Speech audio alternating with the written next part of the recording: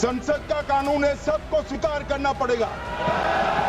वक्फ तरमीमी bill Lok Sabha में मंजूर कर दिया गया। हुक्मरान जमात ने अददी अक्सरियत का फायदा उठाकर 232 के मुकाबले में 288 वोटों से बिल मंजूर किया। इंडिया में वक्फ बोर्ड बिल पास कर लिया गया है। ये एक नया इंडिया है। ये वो नया इंडिया है जो बेसिकली जिसका ख्वाब नरेंद्र मोदी, बीजेपी और उनकी पार्टी ने देखा है।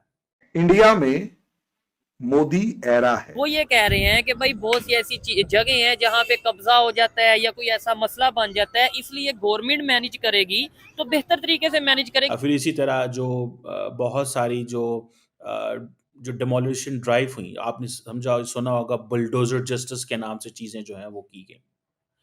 बहुत कुछ नरेंद्र मोदी की सरकार में हुआ। ये एक नया इंडिया है। पाकिस्तान की तरक्की का अगर रास्ता कोई जाता है तो वो भारत की तरफ से जाता है कि उसका दरवाजा भारत से ही खुलेगा। इस बात को किसी हद तक शायद कहता हूँ इंडिया की गवर्नमेंट ने मुसलमानों के लिए कोई अच्छा कदम उठाया। जो वक्फ वाले थे, जो वक्फ बोर्ड जो है, ये हर जगह पे कंट्रोल कर जाते थे। अब पहले ये था कि इनकी देखें वो अब आ गया ना, इस रिलीजियस जब नाम आता है तो आपको कंप्लीट अथॉरिटी है, आपको कंप्लीट अथॉरिटी है। अब इंक्रोचमेंट कोई भी कर ले मजहब के नाम पे।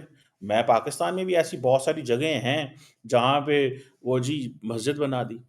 या तो पॉलिटिक्स कर लो या देश बचा लो। उसको किसी कानून कायदे के तहत नहीं चलना चाहिए, एब्सोल्युटली चलना चाहिए। नमस्ते दोस्तों, जय हिंद। हिंदुस्तान स्पेशल में आपका स्वागत है। दोस्तों, वक्फ संशोधन विधेयक लोकसभा में पास हो गया है। देर रात 2 बजे लोकसभा अध्यक्ष ओम बिरला ने यह ऐलान किया। बिल के पक्ष में 288 वोट पड़े, जबकि विरोध में 232 वोट पड़े। अब इसे राज्यसभा में भेजा जाएगा। बीजेपी के सहयोगी पार्टियों ने इस विधेयक का खुलकर समर्थन किया, वहीं विपक्ष ने बिल का विरोध किया। केंद्रीय मंत्री किरेन रिजिजू ने कहा कि अल्पसंख्यकों के लिए भारत से ज्यादा सुरक्षित दुनिया में कोई जगह नहीं है और वे सुरक्षित हैं क्योंकि बहुसंख्यक पूरी तरह से धर्मनिरपेक्ष हैं। वक्फ संशोधन विधेयक 2025 पर लगभग 12 घंटे तक बहस चली और उसका जवाब देते हुए केंद्रीय अल्पसंख्यक मामलों के मंत्री रिजिजू ने कहा कि पारसी जैसे छोटे अल्पसंख्यक समुदाय भी भारत में सुरक्षित हैं और यहाँ सभी अल्पसंख्यक गर्व के साथ रहते हैं। बिल पर बहस के दौरान अमित शाह ने लोकसभा में कहा कि हमने वक्फ में छेड़छाड़ी नहीं की। वक्फ बोर्ड और वक्फ परिषद के लिए संशोधन किया गया है, इसकी फंक्शनिंग प्रशासनिक है। इंडिया में वक्फ बोर्ड बिल पास कर लिया गया है, जिसके ऊपर काफी चर्चा किया जा रहा है। इंडिया की अपोजिशन ये कहती नजर आ रही है कि भाई ये मुसलमानों के साथ या माइनॉरिटीज के साथ जुल्म है, जबकि इंडिया की गवर्नमेंट का ये स्टांस है कि ये बिल इसलिए लाया गया है ताकि करप्शन ना हो, ताकि किसी की जगह के ऊपर ना जायज कब्जा ना हो और गवर्नमेंट वक्फ बोर्ड की जितनी प्रॉपर्टी है उसे बेहतर तरीके से मैनेज करे। इंडिया की गवर्नमेंट, इंडिया की अपोजिशन का जो स्टांस है उसके ऊपर बहुत से पॉलिटिशियंस ने बहुत सी स्पीचेस दी, जैसे कि असदुद्दीन अवैसी ने बड़ी बात की, यहाँ से अमित शाह ने बड़ी बड़ी स्पीच दी। लेकिन पाकिस्तान की पब्लिक या पाकिस्तान के लोग इस बिल के हवाले से या मुसलमानों के हवाले से जो खबर पाकिस्तान में चलाई जा रही है इसके ऊपर क्या ओपिनियन रखते हैं। ये एक नया इंडिया है। ये वो नया इंडिया है जो बेसिकली जिसका ख्वाब नरेंद्र मोदी, बीजेपी और उनकी पार्टी ने देखा है। बीजेपी की लीडरशिप के तहत बहुत सारे ऐसी लीगल और जो पॉलिसी लेवल चेंजेस की गई हैं जो कि डायरेक्टली इंडिया की जो मुस्लिम पॉपुलेशन है उसको इम्पैक्ट करते हैं। आप देखें ट्रिपल तलाक बैन जो था, जिसको जो क्रिमिनलाइज किया गया, जो इंस्टेंट डिवोर्स थी, यानी कि आप ये समझ लें कि अगर आपने इंस्टेंट डिवोर्स दी तो ये क्रिमिनलाइजेशन है। इसी तरह all India Muslim personal law board जो है उसने इसको अपोज किया, मुखालफत की, लेकिन कोई मसला नहीं है। इसी तरह यूनिफॉर्म सिविल कोड जो है उसमें तब्दीलियां की गई।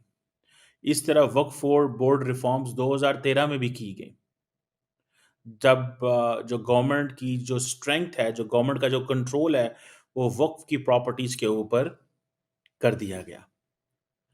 इसी तरह सिटीजनशिप एंड जिसे एनपीआर एंड एनआरसी, जब सिटीजनशिप अमेंडमेंट एक्ट आया, इस तरह के जो मसले मसाइल बने। आगे आप देखें कि जो नेशनल रजिस्ट्रार ऑफ सिटीजन्स था उसके ऊपर मसले बने। एंटी कन्वर्जन लॉज, ये जो लव जिहाद था, बहुत कुछ इंडिया ने चेंज किया।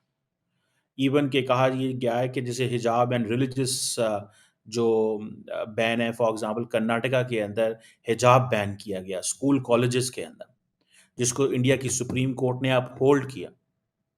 आप इससे अंदाज़ा लगाएं कि फिर इसी तरह जो बहुत सारी जो डिमोलिशन ड्राइव हुई, आपने समझा सुना होगा, बुलडोजर जस्टिस के नाम से चीज़ें जो हैं वो की गई। बहुत कुछ नरेंद्र मोदी की सरकार में हुआ। ये एक नया इंडिया है। वो लोग जो नहीं समझते उनको ये समझना चाहिए कि बेसिकली ये जो वक्फ बोर्ड जो है, जो इंडियन गवर्नमेंट ने बहुत सारी लीगल चेंजेस किए हैं वक्फ बोर्ड के अंदर पिछले कुछ सालों में, पर्टिकुलरली ये आपको बताता चलूँ, ये वक्फ एक्ट 1995 था। अब जो वक्फ एक्ट फिर अमेंडमेंट की 2013 में, और कहा यह जा रहा है कि जो जो तब्दीलियाँ की गई हैं वो सेंट्रल वक्फ काउंसिल जो है उसको स्ट्रेंथन किया गया, जिसमें जो वक्फ की जो जो जो सुपरवाइज करने की जो पावर है उसको इन्हेंस किया गया। एनुअल ऑडिट्स जो हैं वो मैंडेटेड कर दी गई हैं, रिपोर्ट पार्लियामेंट में आएगी। एनक्रोचमेंट नहीं की जा सकती। जो अनऑथराइज्ड ऑक्यूपेशन जो थी कि जी जो वक्फ लैंड जो है वो, जिसे वो कहते हैं ना, उसको उन्होंने एक ऑफेंस के तौर पे चीज़ें की हैं कि आप ये नॉन बेलेबल ऑफेंस है अगर आप ज़मीनें जो हैं वो लेंगे, अपने साथ ऐड कर लेंगे, जिसमें 3-3 साल की सज़ाएँ दी गई हैं। इसी तरह डिजिटलाइज़ेशन की उन्होंने ट्रांसपेरेंसी वो कह रहे हैं लेके आना चाहते हैं। वक्फ का जो रिकॉर्ड है उसकी प्रॉपर्टीज़ को हम जो है वो जिसे कहते हैं ना रिकॉर्ड में लेके आना चाहते हैं, डिजिटलाइज़ेशन चाहते हैं। इसी तरह ये समझ लें कि जितने भी जो वक्फ प्रॉपर्टीज़ हैं वो उसका जो पब्लिक जो डेटाबेस है वो मेंटेन किया जाएगा। अब फॉर एग्ज़ाम्पल जो वक्फ जो बोर्ड्स हैं वो 30 साल तक जो अपनी प्रॉपर्टीज़ हैं वो लीज़ पे दे सकते हैं, पहले ये 3 साल तक थी। सो इसमें वक्फ के एसेट्स होंगे, बढ़ेंगे या उनको फ़ायदा होगा। डिस्प्यूट रेज़ोल्यूशन जैसे इश्यूज़ जो हैं वो इसमें इस कानून के अंदर चेंज किए जा रहे हैं। अब जो मैं बहुत सारे लोग इंडिया के अंदर इस पे शोर कर रहे हैं, उसके ऊपर भी आता हूँ कि कौन-कौन शोर कर रहे हैं, और उस पे भी समझ जाएँ कि ये एक नया इंडिया है। ये वो इंडिया है जिसमें वो जिसे कहते हैं ना जिस अंदाज़ से, और दूसरा उनके पास मेजॉरिटी है। मुझे समझ नहीं आ रही कि एक गवर्नमेंट एक कानून बनाना चाहती है और उसके पास उनके लिए मेजॉरिटी मौजूद है, तो वो क्यों अपना कानून नहीं बना सकते? वो क्यों अपनी चीज़ें अपने कंट्रोल में नहीं ले सकते? ये एक सवाल है कि नहीं है? अब फॉर एग्ज़ाम्पल जिसे वो कहते हैं ना कि ये फॉर एग्ज़ाम्पल सुप्रीम कोर्ट की हदायत थी इंडिया की, मैं पढ़ रहा था कि जितनी भी सुप्रीम कोर्ट ने ये कहा कि जो वक्फ के सर्वेस किए जाएँ और एनक्रोचमेंट ख़त्म की जाए। तो इस पे कोई बुरी बात तो नहीं है एनक्रोचमेंट ख़त्म करना। एनक्रोचमेंट ख़त्म करना बुरी बात थोड़ी है कि बुरी बात है। मुझे तो नहीं लगता ये कोई बुरी बात है। और इसी तरह जो वक्फ बोर्ड है, वो कहते हैं कि जी ये जो वक्फ बोर्ड है, ये जो डिस्प्यूटेड रिलीजियस साइट्स हैं,